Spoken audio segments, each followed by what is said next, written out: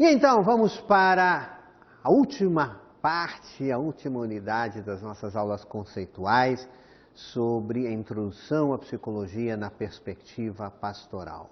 E essa aula especialmente nós queremos ver algumas questões de posturas do aconselhamento e da capelania, partindo da questão do movimento de aconselhamento. O que é essa coisa de aconselhamento? De onde surgiu? O que ela tem a ver com a teologia, a psicologia? Aonde é o ponto de interseção entre essas coisas?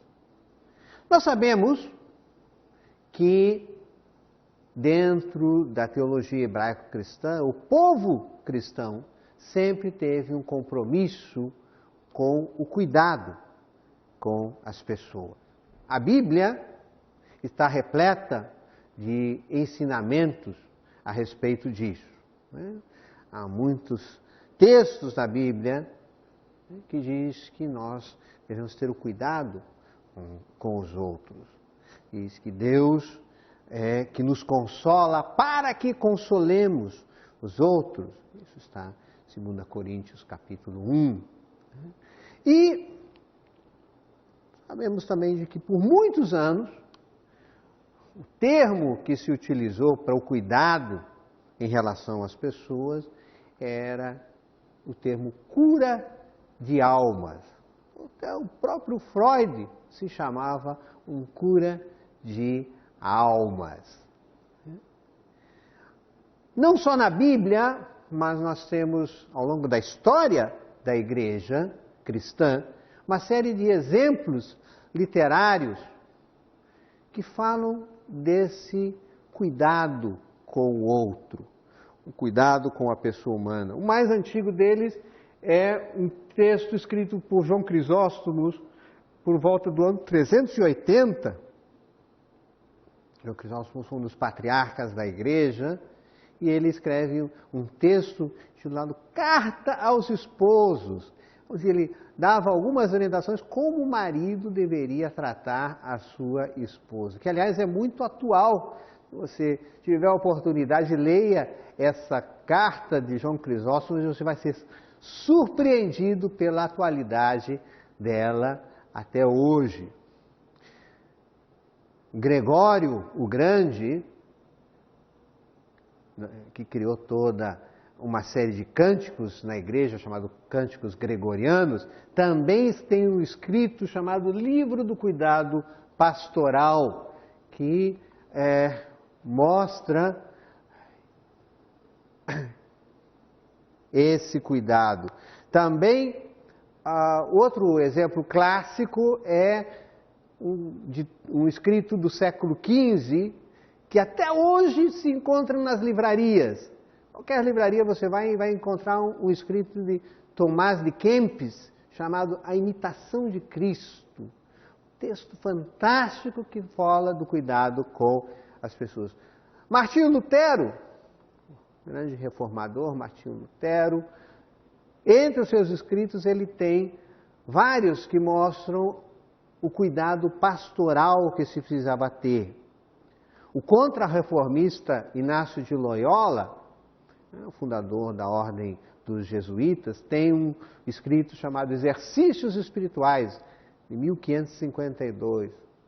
E mais recentemente um clássico, de Richard Baxter, que também se encontra até hoje como essa literatura, chamado O Pastor Aprovado, que fala bastante dessa relação de cuidado espiritual com as pessoas.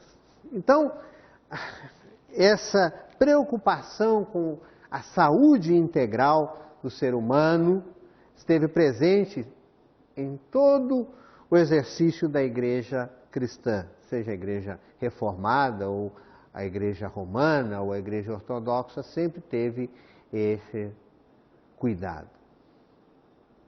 Mas também foi a partir do iluminismo, que nós já vimos esse movimento, que surgiram mudanças. O campo do cuidado, que era um campo que estava debaixo da ação da igreja, começa a passar para as mãos da ciência, especialmente da psicologia. As pessoas, na Idade Média, que tinham comportamentos desviantes, eram normalmente classificados como bruxos e muitas vezes exterminados de forma cruel, em fogueiras, queimados vivos. Já os cientistas pós-cartesianos, pós-iluminismo, mais esclarecidos, começaram a tratar essas pessoas não mais como bruxos, mas como doentes. Há uma mudança significativa aqui de compreensão da pessoa humana. E colocaram essas pessoas em hospitais e centros especializados para esse tratamento. O primeiro desses centros foi criado por um médico francês chamado Henri Pinel, que até hoje essa terminologia Pinel está associada à ideia da loucura, né? Tanto muitos hospitais psiquiátricos usam o nome de Pinel, às vezes até para se referir a uma pessoa, você diz, aquele sujeito está meio Pinel, né? Falando da doença mental propriamente dita. Mas Pinel foi o que criou os primeiros centros de acolhimento das pessoas que tinham algum tipo de perturbação mental. E na medida em que a ciência da psicologia vai ocupando esse espaço do cuidado da alma, e que nós já vimos lá na primeira aula que esse conceito vai mudando de alma para mente, né? Vai deixando de ter uma conotação mais religiosa para uma conotação um pouco mais biológica, também vai influenciando todo o campo da pastoral com isso. A linguagem usada no campo científico vai progressivamente sendo incorporada dentro daqueles que exercem o cuidado pastoral, especialmente dentro da área do aconselhamento. A gente vai vendo que a popularização vai fazendo com que se incorporem certos termos. Por exemplo, você talvez já tenha ouvido algum sermão dizendo que Elias, o profeta, esteve com depressão. Se você for olhar na Bíblia, de Gênesis e Apocalipse, você não vai encontrar o termo depressão.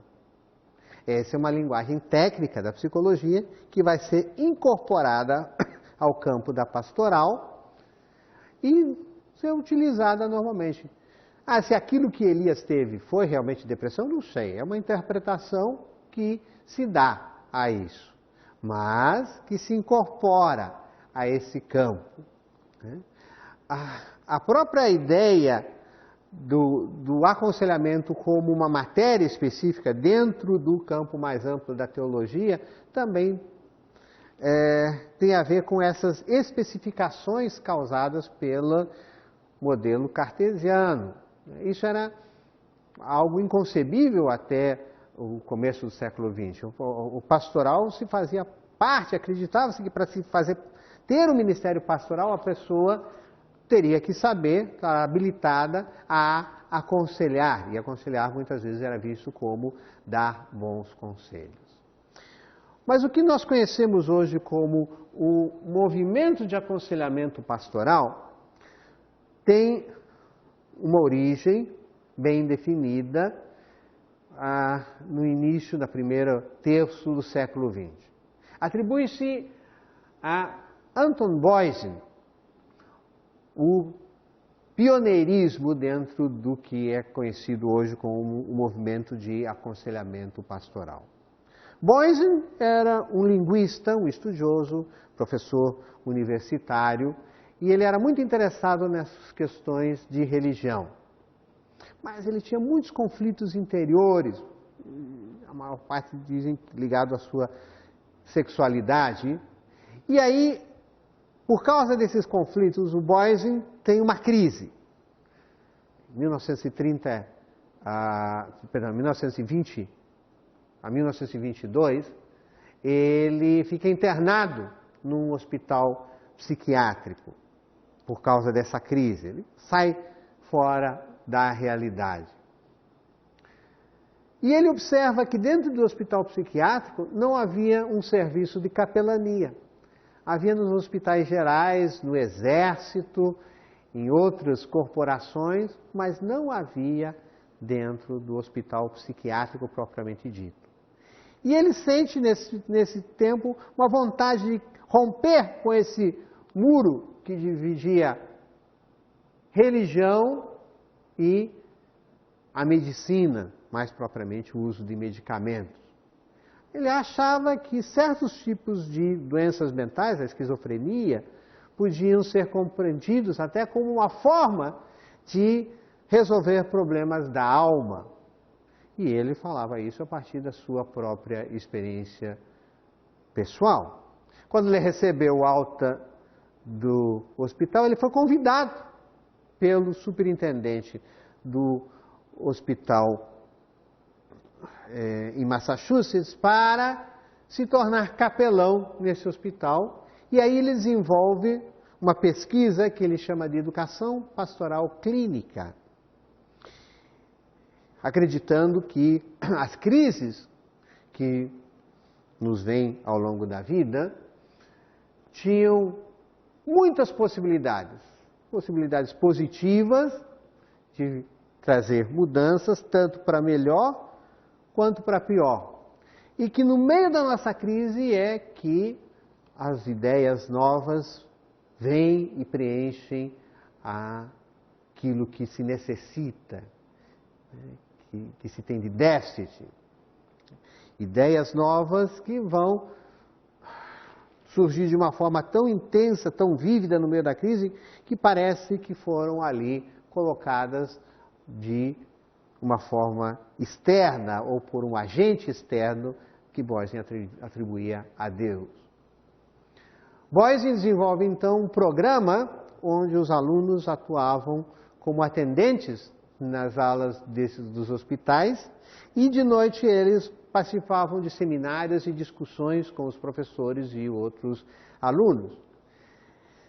Esse programa foi sendo divulgado, conhecido e cada vez teve mais e mais e mais alunos e o Boysen dava esses seminários, essas aulas, com uma forte tendência psicanalítica que ele havia recebido nos seus estudos linguísticos em Harvard.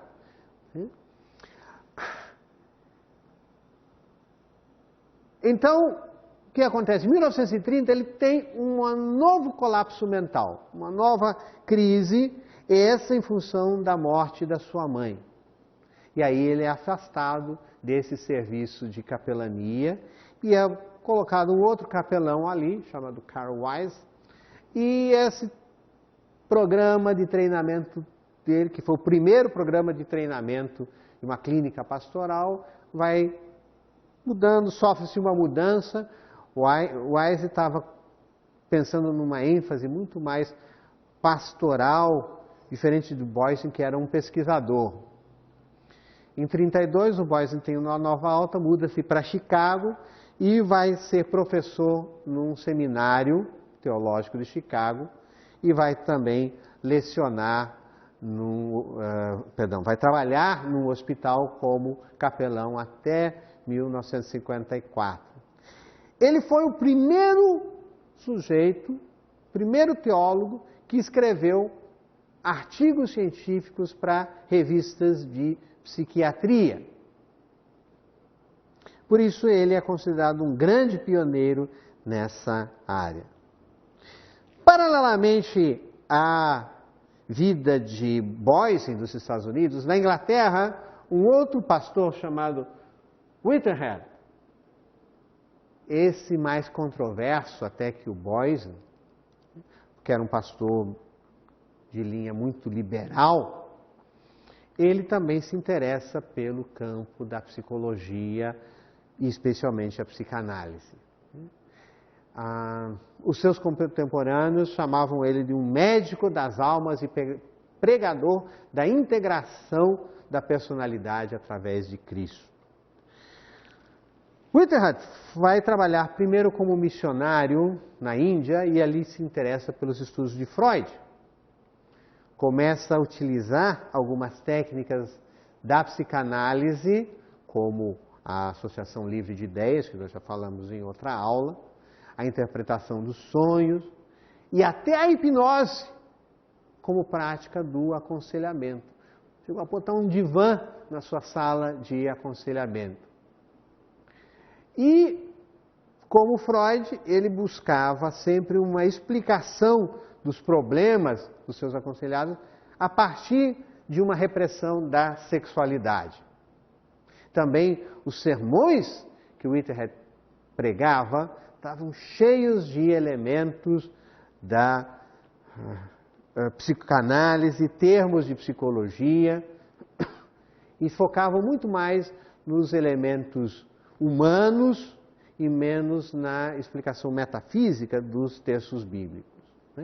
Ele desenvolve, então, como prática do aconselhamento, um tipo de uma mini-análise.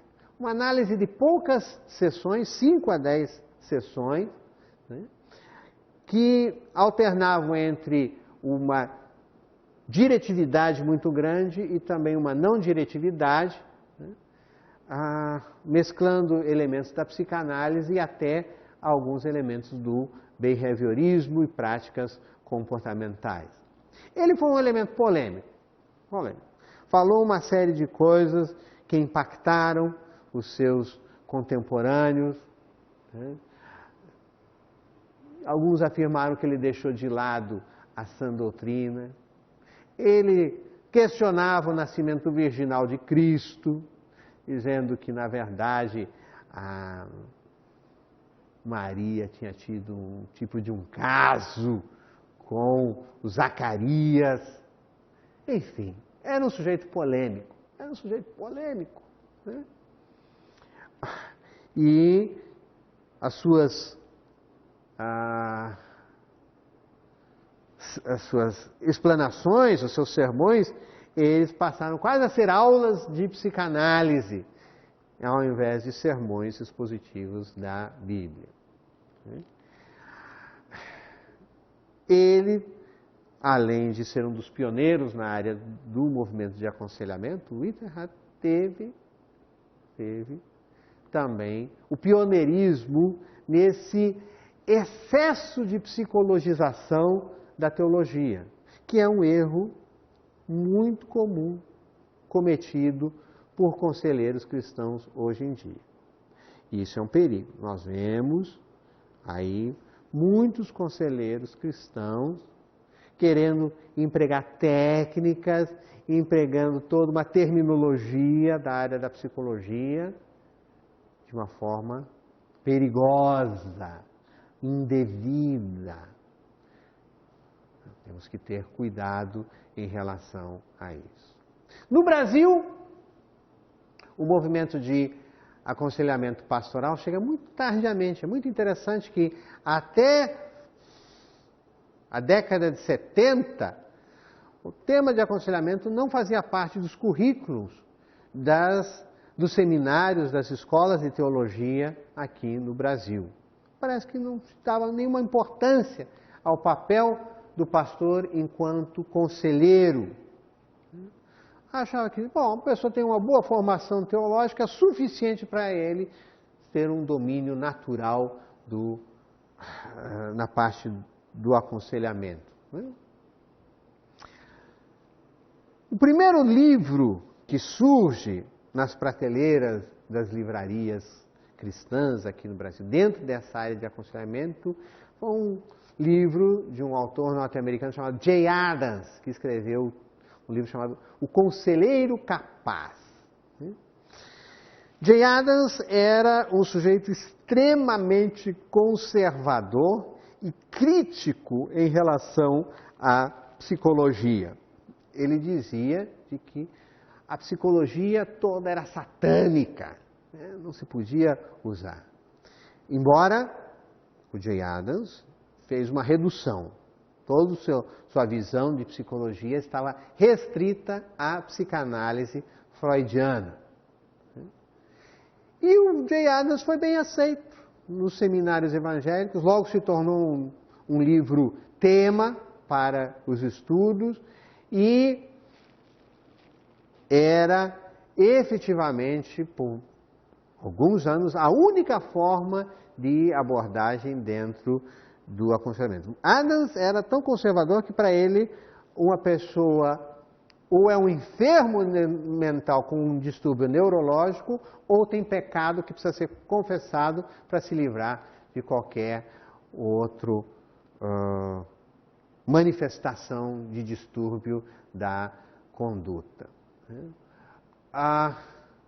Apesar desse radicalismo, ele abre o caminho para que outros autores passem a ser lidos, pesquisados, traduzidos e outra literatura vai entrando aqui nos nossos seminários.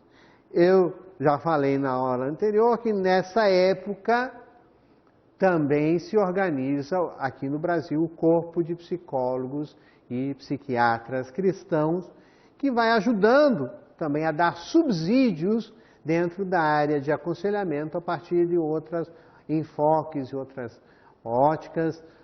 Traz aqui para o Brasil um psiquiatra inglês que trabalhava muito com aconselhamento, o Dr. Frank Lake, traduz as obras de um médico suíço chamado Paul Tournier, que são obras fantásticas até hoje, muito impactantes quando falam da medicina da pessoa integral. Faz uma ponte com uma associação norte-americana chamada American Association Christian Counseling, uma associação criada por um psicólogo, Dr. Gary Collins, né? E outros autores, Larry Crabb, Dave Simmons, Tim LaHaye, Clinivel, John White, Paul Tournier, vão fazendo parte das estantes das livrarias evangélicas. E gradualmente vão surgindo autores latino-americanos, Daniel Schipani, Richard Zandrino, Carlos Hernandes, um dos mais proeminentes pensadores cristãos, um psiquiatra argentino, fantástico, escreve um livro chamado Lugar do Sagrado na Terapia, que cria uma revolução, uma mudança. E também autores brasileiros, Karen Vondrasek, Roseli Oliveira e outros que vão trabalhar dentro dessa temática do aconselhamento. Agora, também junto com o crescimento da matéria de aconselhamento, vem algumas coisas de distorção. Meados dos anos 90, surge um movimento aqui no Brasil intitulado Psicanálise para Pastores. Um movimento que promete uma formação, uma titulação para pastores que, em algumas aulas, poderia estar especializado em psicanálise. Isso nós já falamos, quando falamos na aula especificamente sobre psicanálise, que para se fazer uma formação em psicanálise, são anos de formação. A formação teórica, a análise didática, a análise pessoal. Em geral, para se formar um psicanalista se demora 5 a 10 anos. E isso dentro de uma sociedade psicanalítica internacional reconhecida, tem todo um rigor científico. Esta formação oferecia, às vezes, 12 encontros e as pessoas já saíam com um título, né? Tratando até nesses encontros temas que não tinham nada a ver com a psicanálise em si, como programação neurolinguística. Eu vi um programa desses aí, oferecendo programação neurolinguística. Não tem nada a ver com a psicanálise. Né? E também esses cursos inicialmente não eram reconhecidos por nenhuma sociedade psicanalítica. Né? Então, apesar de a profissão da psicanálise ser reconhecida e não precisar estudar psicologia para ser psicanalista, ela também estabelece critérios, e critérios mais rigorosos até do que a formação para a psicologia. E o que aconteceu com esse movimento no Brasil foi sim um oportunismo, num certo sentido, de se ver o interesse de um grupo de pessoas em melhorarem a questão do aconselhamento, mas, ao mesmo tempo, oferecerem uma formação muito frágil e uma titulação até indevida. Se criaram também no Brasil centros de aconselhamento. Hoje existem centros de aconselhamento, um especificamente chamado Oasis, que é um centro para acolher pessoas que, especialmente pastores, missionários e etc., líderes que se sentam esgotados e etc., e tem um espaço de cuidado integral para a pessoa aí. E vários cursos de aconselhamento que existem espalhados pelo Brasil hoje, dentro dos seminários, dentro das diversas instituições aí, que dão boas bases também para o aperfeiçoamento do aconselhamento pastoral.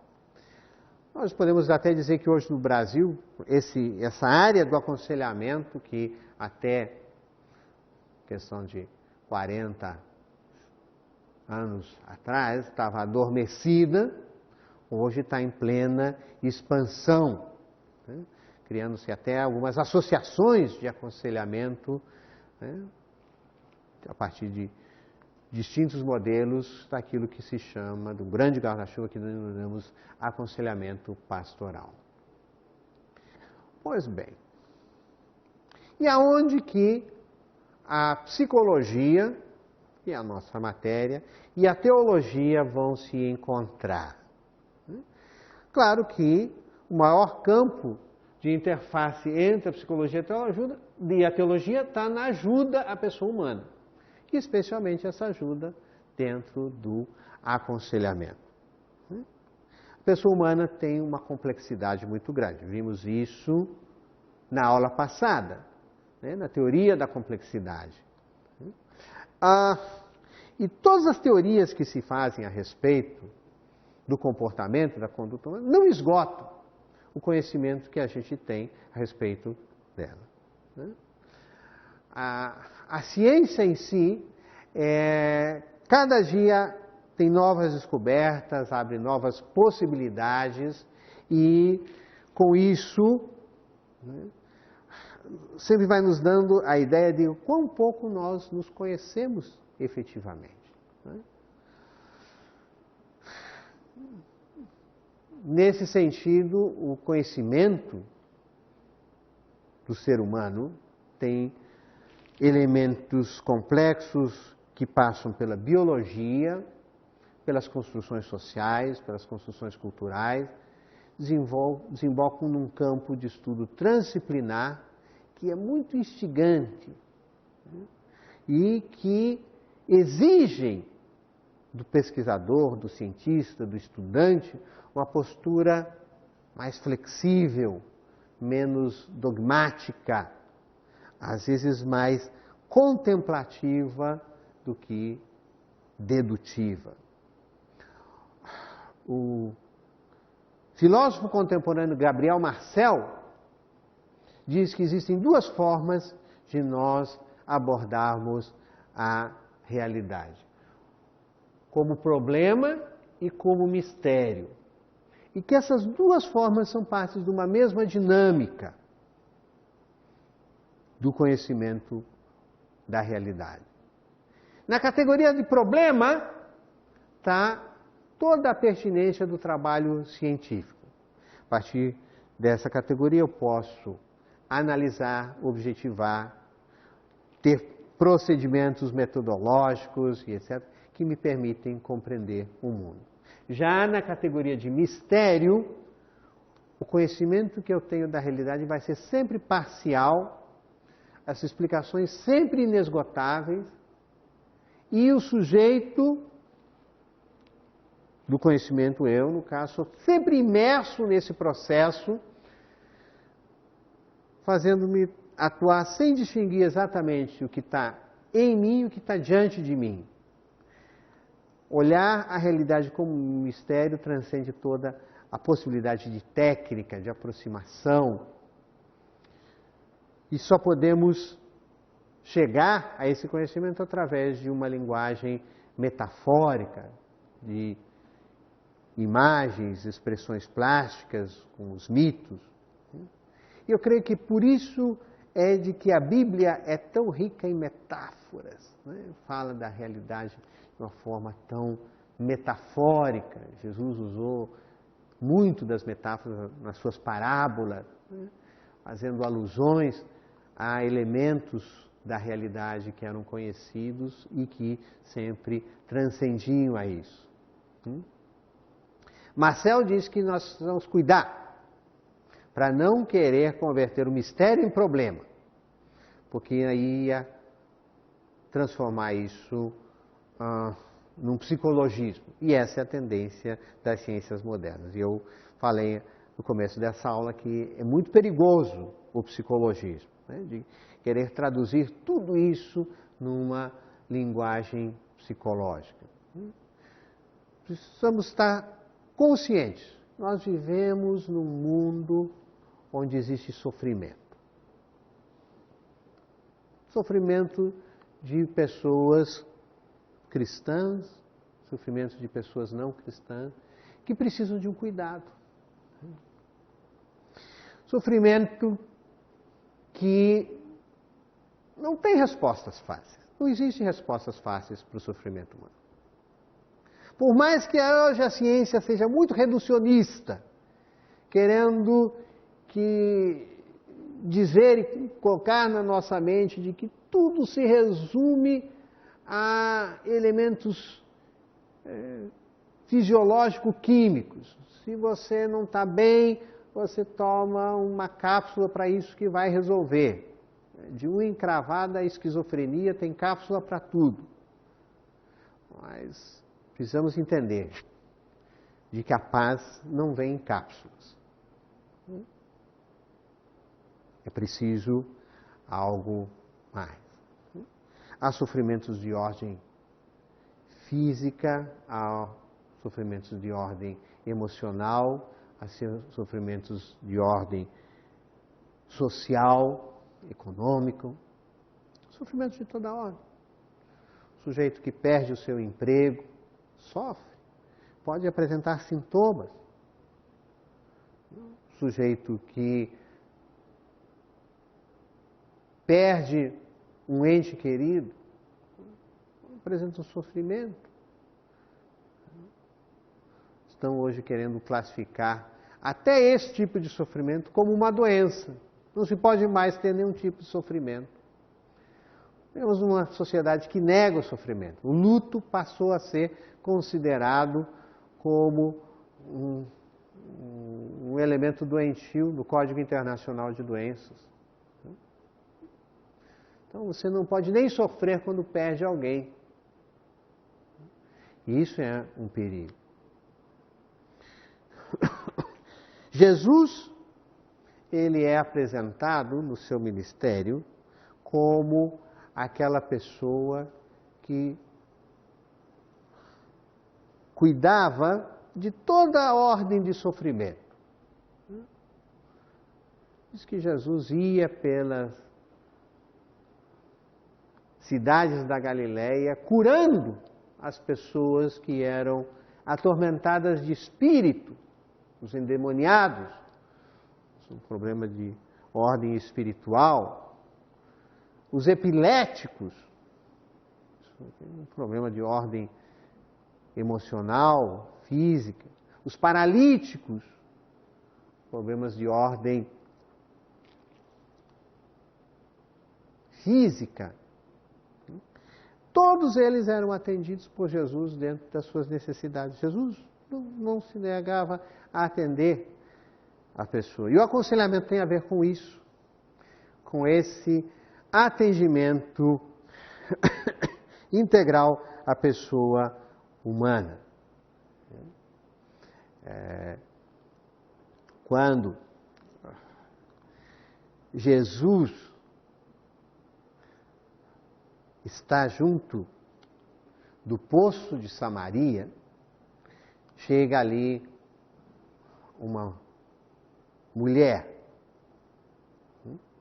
E segundo o costume dos rabis, dos mestres daquela época, eles não podiam se dirigir a uma mulher.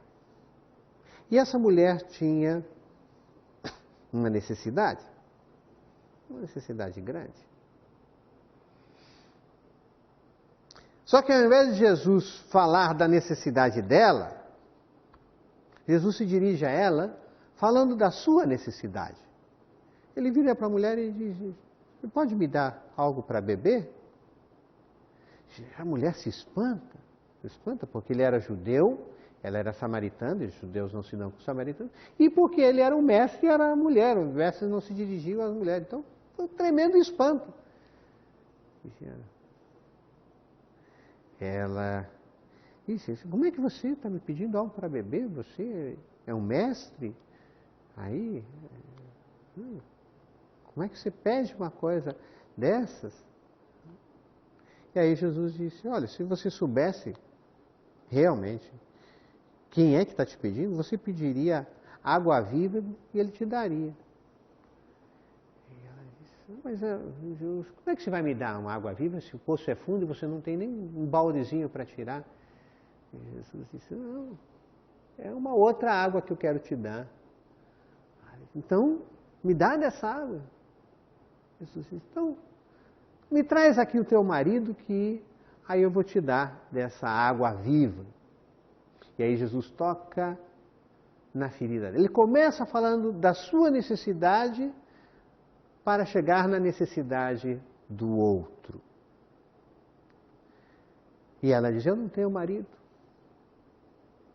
Jesus bem falou, porque você já teve 7. O teu problema é não conseguir manter relacionamentos. Eu tenho uma dificuldade tremenda de desenvolver relacionamentos saudáveis. A mulher se assusta com essa resposta de Jesus e daí ela, atordoada, não sabendo o que falar, ela diz: não, vamos deixar de lado esse assunto, vamos falar de outra coisa, vamos falar de teologia. Não vamos falar da necessidade, vamos falar de teologia mais interessante. Escuta, é aqui que a gente deve adorar ou é em Jerusalém? Porque afinal existe uma divergência entre os samaritanos e os judeus, qual é o lugar de verdadeira adoração. E muito interessante, Jesus contorna essa pergunta com tato. Ele diz: olha, os verdadeiros adoradores adoram o Espírito em verdade. E aí conduz a mulher de novo ao centro do seu aconselhamento, a ponto de criar um impacto tal na vida dessa mulher, que ela vai até a sua vila e traz todo mundo. Ela diz: olha, eu realmente encontrei alguém que entende da necessidade humana. Venham ver esse homem. Esse homem é um verdadeiro conselheiro. Esse é o modelo do aconselhamento integral de Jesus. Claro que as mensagens que nós temos precisam ser proclamadas e essas mensagens vão produzir mudanças no comportamento dos nossos ouvintes, mas quando nós pregamos uma mensagem do púlpito, as necessidades são sempre abordadas de uma forma muito genérica, não do sofrimento particular de cada pessoa. Muitas vezes esse sofrimento não é tocado. Por isso que, para o aconselhamento, se precisam reservar momentos de estar com as pessoas, de ouvir as pessoas, de não julgar as pessoas.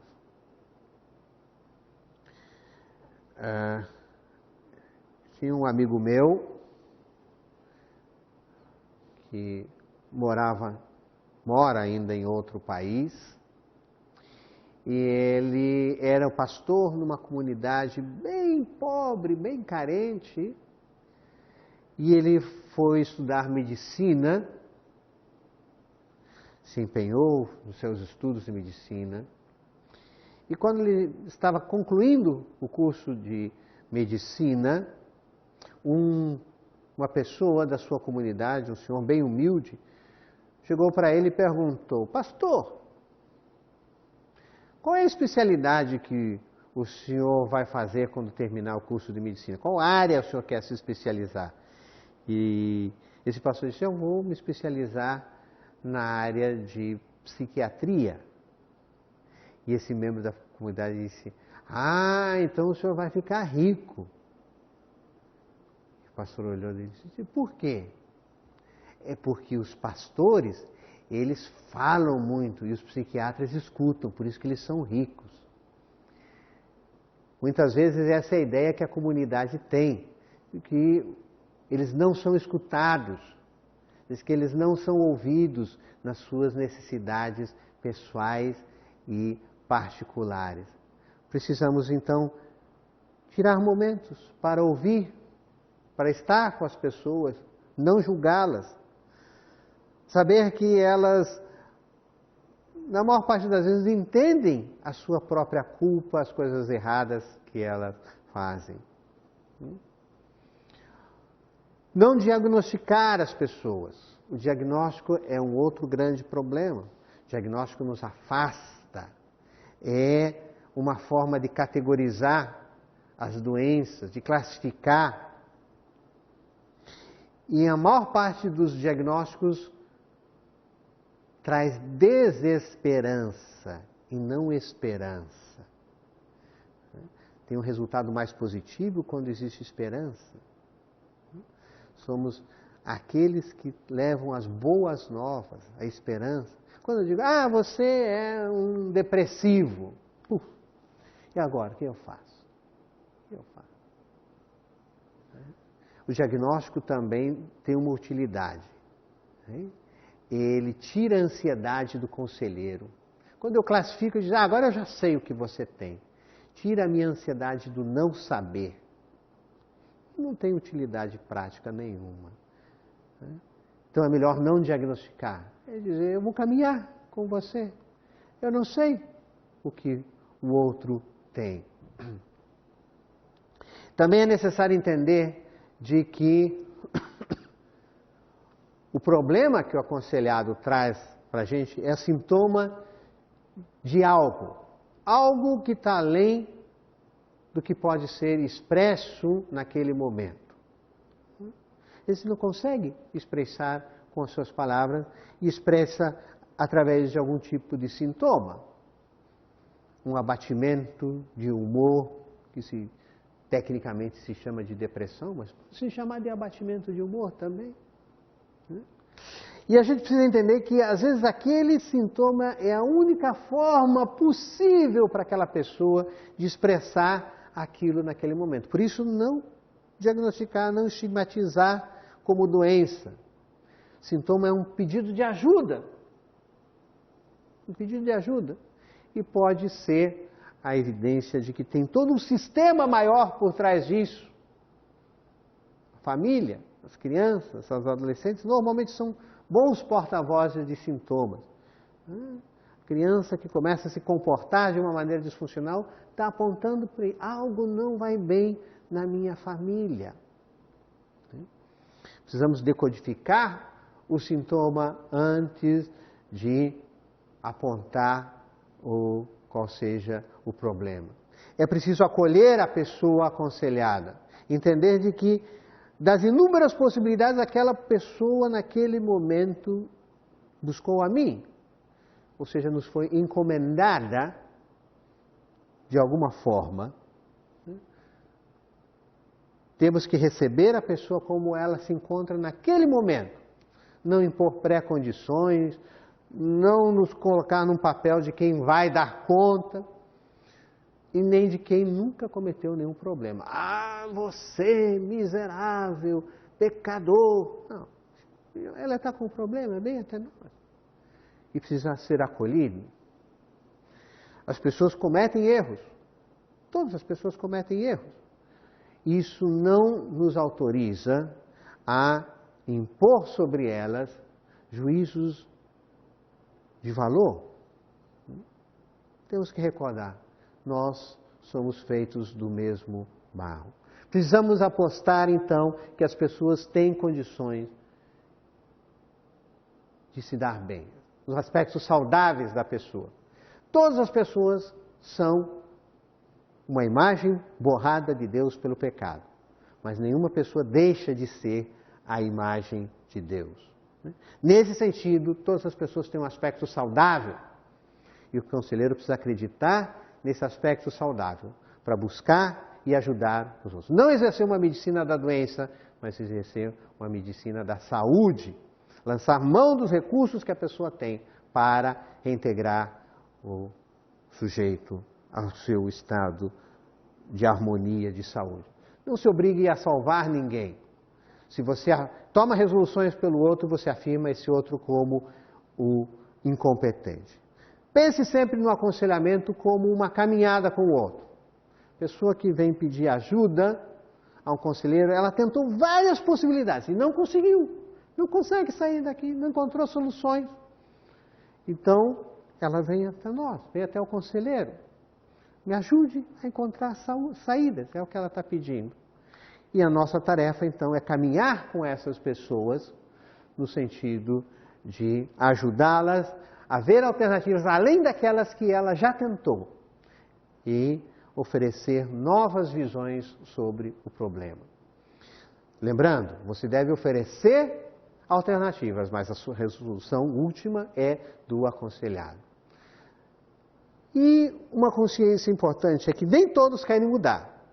Por paradoxal que possa ser, muitas vezes a intenção das pessoas que vêm até nós não é de mudança, mas que se referende o seu comportamento, que lhe diga que ela não está tão errada assim naquilo que ela está fazendo. Outros vêm para o aconselhamento para desqualificar o conselheiro. Dizem, tá aí, não conseguiu me ajudar. E com isso elas estão realçando a sua própria importância, né? Veja como bom eu sou, nem o conselheiro consegue me ajudar. Por fim, então, a questão. Onde está a verdade? Na teologia, na psicologia? Quem descreve melhor a condição humana? Diante da complexidade da pessoa humana e diante do não saber, especialmente não sabemos aquilo que se passa na mente desse ser tão complexo que é o ser humano, cada área da ciência vai usar uma linguagem para descrever a realidade. E essa linguagem condiciona a nossa percepção da realidade.